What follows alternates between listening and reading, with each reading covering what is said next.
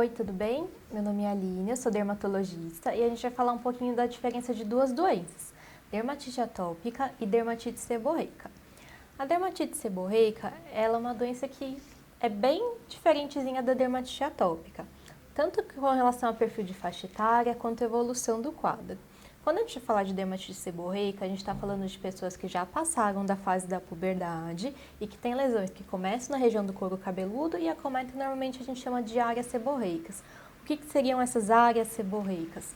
São áreas que a gente tem uma produção maior de oleosidade. Então, couro cabeludo, face, principalmente área de dobrinha, regiãozinha de tórax, em alguns casos específicos, e dorso.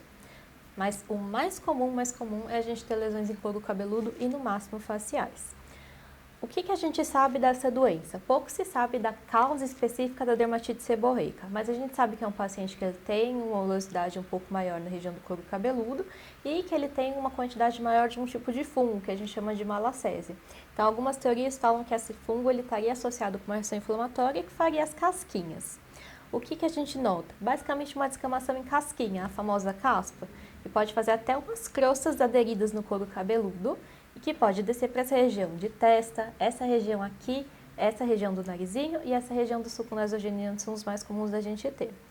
O tratamento, normalmente é um tratamento associado com uma rotina, porque é um paciente que ele tem todo um perfil de pele que facilita o surgimento desse tipo de lesão e que ele facilita que ele tenha essa proliferação fúngica adequada.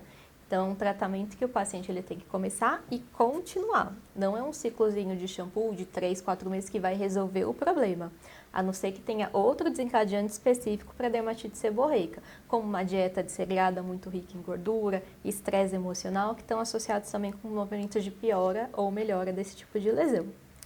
Quando a gente vai falar de dermatite atópica, é uma doença que é completamente diferente. Dermatite atópica, a maioria dos pacientes tem desde o nascimento ou a primeira infância, que a gente chama, e alguns pacientes eles têm uma manifestação muito leve, então é uma doença que a gente chama de espectral. Alguns casos eles vão ter só uma pelezinha que é mais seca, que precisa de hidratação ou que às vezes dá uma coçada de vez em quando, até casos que a gente vê realmente aquelas placonas de dermatite atópica com lesões de alergia que prejudicam muito a qualidade de vida do paciente. A maioria dos pacientes, eles começam o desenvolvimento dessas doenças na infância, vão melhorando com o crescimento, e aí quando eles pegam, começam a adquirir aquela questão da habilidade de ir para a escola, eles têm uma melhorazinha e tende a ter uma estabilidade das lesões.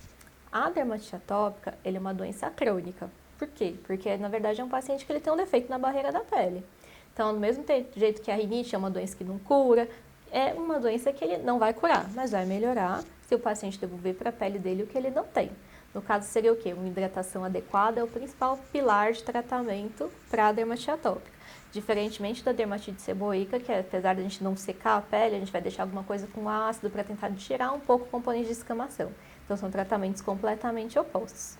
A dermatite atópica, normalmente ela pega mais áreas corporais e dificilmente ele pega a face, a não ser em bebês muito pequenininhos. A maioria dos pacientes tem lesões mais corporais e não tem lesões em couro cabeludo.